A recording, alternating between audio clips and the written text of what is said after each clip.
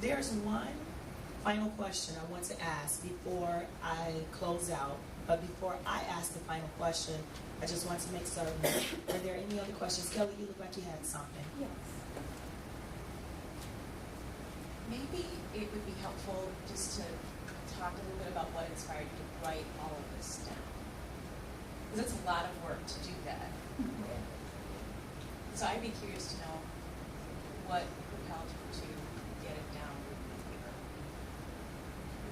Fair question. Okay, what inspired me to write everything down is my mind is constantly moving, constantly thinking.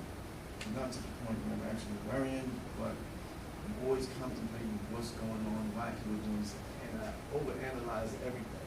And this is going on in my head. And what slowed all of this stuff down in my head was when I began to write.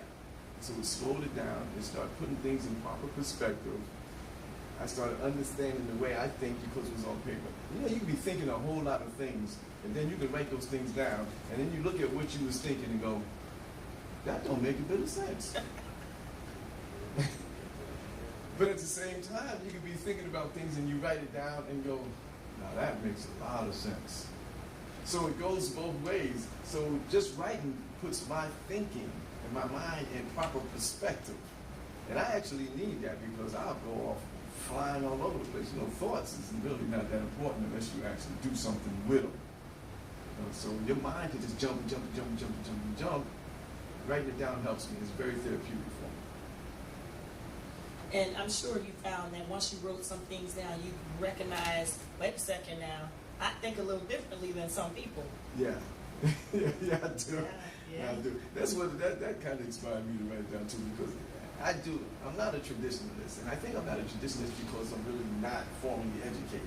So I think outside the box. I think the way most people think, but I think a little outside the box, and I pay a little more attention to what's practical, what's useful, what's in your face, what's reality-based, what's factual. I pay a little more attention to that part of it. And my experience, I had wild experiences in my life. I lived a lot in a short period of time, and I have all these relationship experiences, and I've been through all of these things. And I figured it might be pretty interesting. You know, who knows?